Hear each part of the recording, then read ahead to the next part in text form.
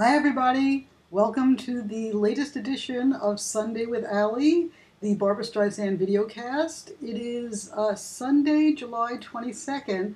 Hope you all are having a great day. And for the people who are in New York City, I hope you're all watching this later in the evening and you've already been to see Hello Dolly at the Walter Reed Theater, because today, in honor of Gene Kelly's 100th birthday, they're having a screening in 70 millimeter of Hello Dolly, which means Barbra on the big screen. Now, I don't know about you, but today is a day that I wish I was in New York, because I would be at the theater. Because believe me, there is nothing like seeing Hello Dolly on the big screen. It's one of those movies, it was made in a very, traditional format, like a big old MGM musical. It's big, it's colorful, it's rich, and on the big screen it really, really pops. And with the stereo sound and Barbra singing, that's a movie to see on the big screen. So all you folks who were lucky enough to go today, I hope you have a great time. Send me your stories. I'd love to hear about it, and we can talk about it on next week's Sunday with Allie, how your experience was. Speaking of Gene Kelly's 100th birthday, his last wife, Patricia Kelly, was interviewed on Broadway World, and she talked a little bit about Gene. And now the interesting thing about Patricia Kelly is she was very much younger than Gene. Gene had been married a couple of times before. His second wife, I think Jeannie Coyne, he loved her very, very much, and she died tragically of breast cancer when Gene's children were still quite young. In fact, I think she died like 2 years before he filmed Hello Dolly, and he was left to raise these two young kids, Bridget and Tim, when they were just little wee things.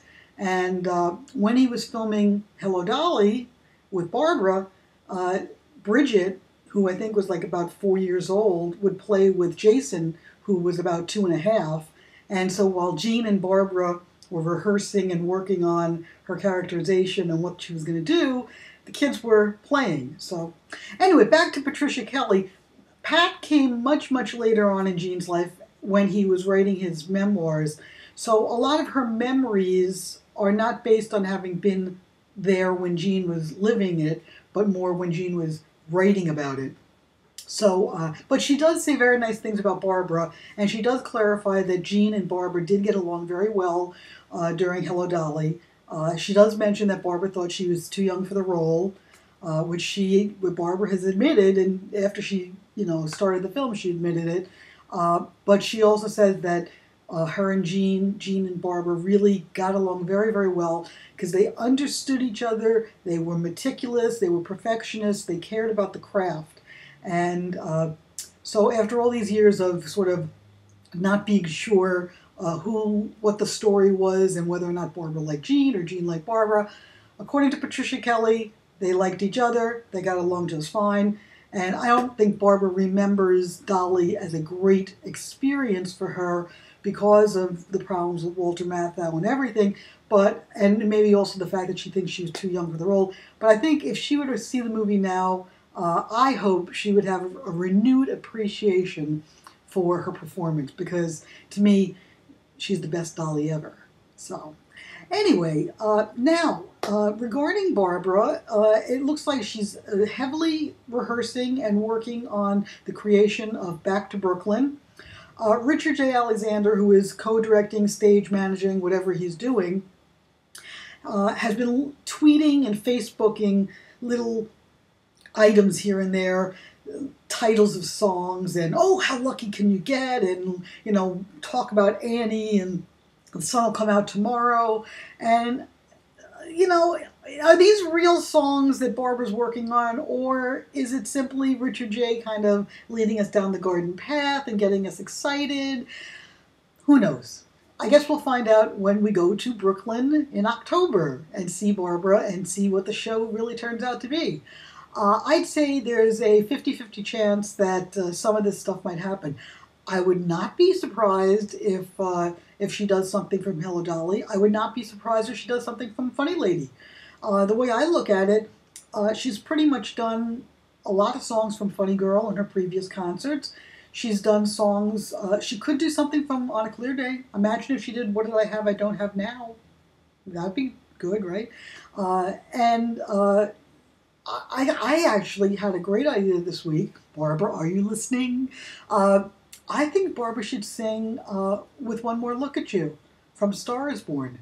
And not the Watch Closely part, just the With One More Look at You. And I actually thought it might be a really nice way to do a sort of in memoriam thing for some of the friends who she's lost in the last couple of years. People like Sidney Pollack, Mort Lindsay, Sue Mengers, Donna Summer, friends who have passed away, dedicating that song to them might be kind of Arthur Lawrence, Speaking of Arthur Lawrence, which brings up Gypsy, which we'll get to in just a second, there was an interesting article, an interview today in the San Francisco Chronicle with Elliot Gould. And Elliot was talking about his career, and he's in a new movie called Dorfman. And he actually mentioned that right before he passed away, he spoke with Arthur Lawrence. And Arthur said some very nice things to Elliot about his performances and his acting. And Elliot was quite touched. Now, what I picked up from that article is something very minor but interesting. When Elliot referred to Barbara, he didn't call her Barbara. He referred to her as Jason's mother. And I think that's really sweet. I think that's really sweet that after all this time, that's how he chose to refer to her, as the mother of his son, as opposed to Barbra Streisand. So you might want to read that interview. It's kind of interesting. Now, Gypsy. Gypsy, don't let the fact that everything is quiet deceive you. A lot is happening with Gypsy. What I've heard is that it's all just being kept very, very quiet. They don't want leaks. They want to be able to control the explosion of information when it comes. So right now, you're not going to hear, when you hear about they're making Wicked, they're making Les Mis, they're talking about doing Jersey Boys. When you hear them talking about musicals and they don't mention Gypsy, don't worry. Okay? Don't worry. Barbara's making Gypsy. It's going to happen after Brooklyn. It's going to be done. It's her next major project. Okay? Have I calmed you guys down? Good. I hope so. Now, guilt trip. The guilt trip. We got the news this week, official news this week, that the trailer will be out in August. As I told you last week, I think it could be attached to the Meryl Streep movie Hope Springs, but you know what? It could be attached to anything. It could be attached to the Ben Stiller movie opening, I think, at the end of the month, which is, I think Seth Rogen is one of the producers. Could be attached to that. It could be attached to anything. So we'll just keep an eye out. Remember, I told you it will be probably showing up online, and if it does show up online, one of the Barbra sites will have it.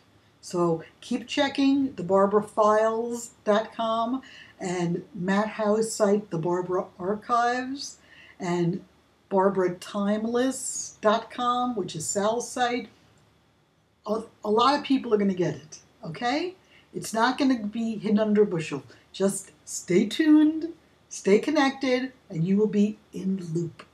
Now, this past week was James Brolin's birthday. Happy birthday, Jim Brolin. He was 72 years old, and he looks gorgeous. And marriage seems to agree with him.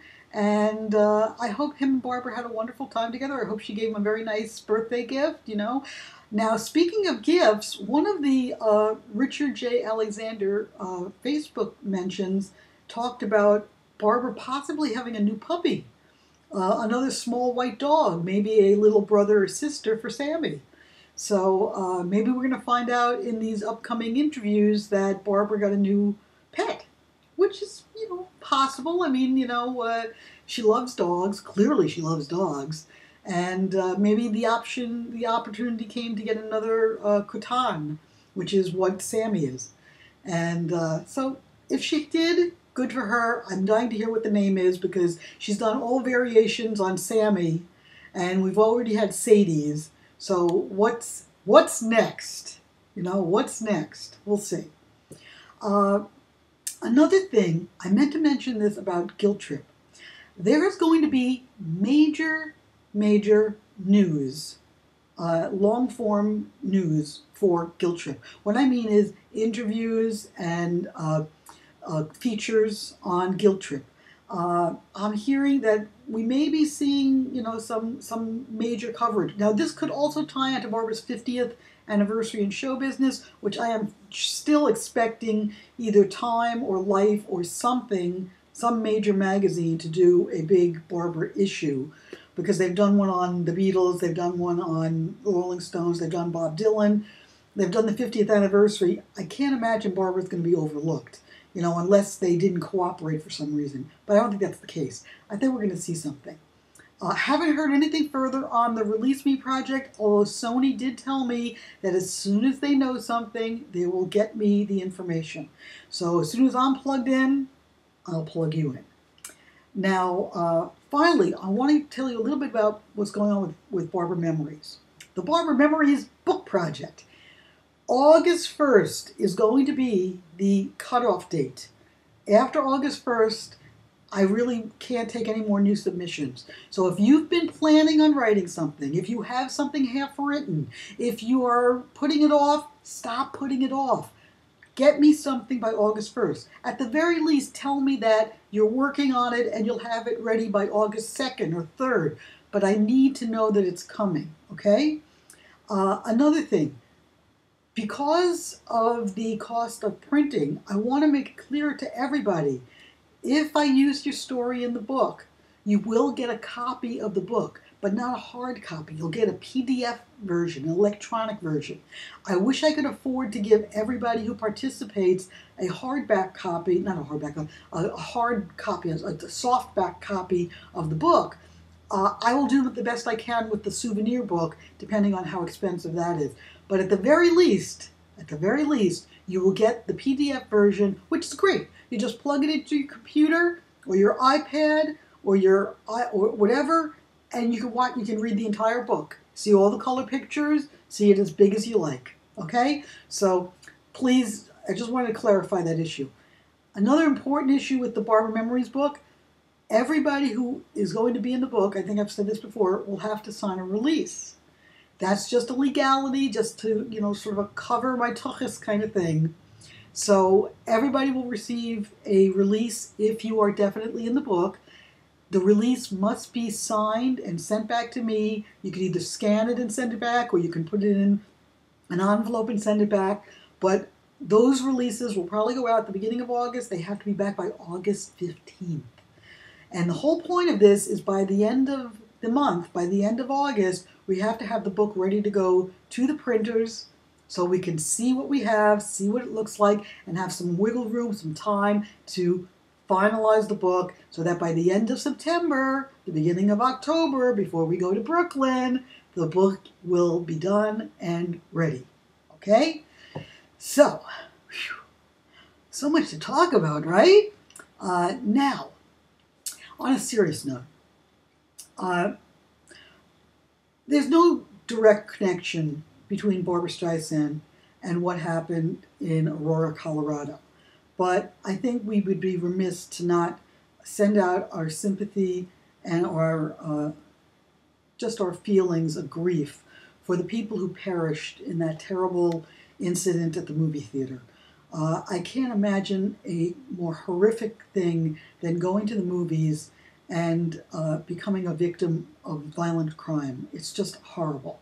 And my heart goes out to the families and to the people who were hurt.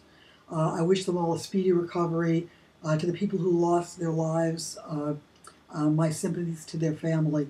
And there was one thing that I did read this week, and it was said somewhat facetiously, but you know what?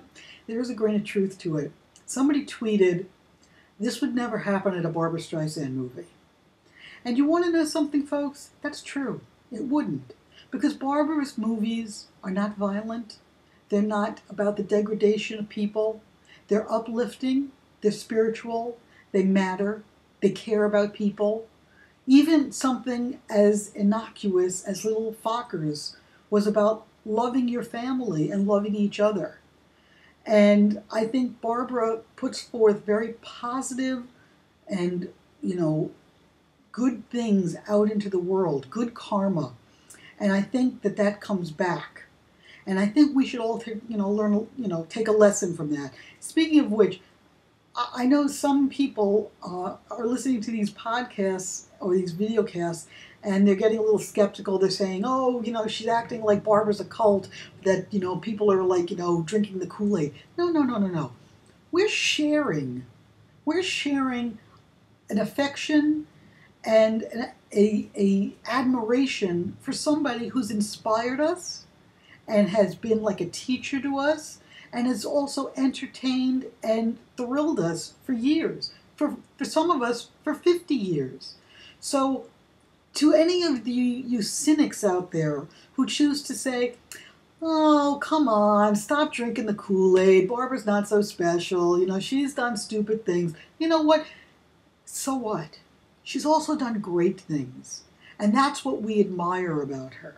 That she strives for excellence, that she pushes herself, that she sets a good example, that she gives back to the world, that she is somebody to be admired and emulated.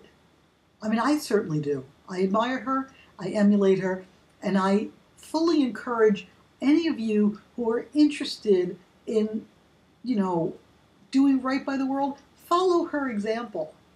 I mean, just look at what she's doing with the Women's Heart Center.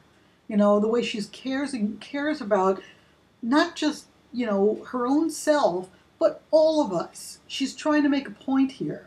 And I think that's important. And I think it's something, like I said, something to be admired and something that we should appreciate and respect.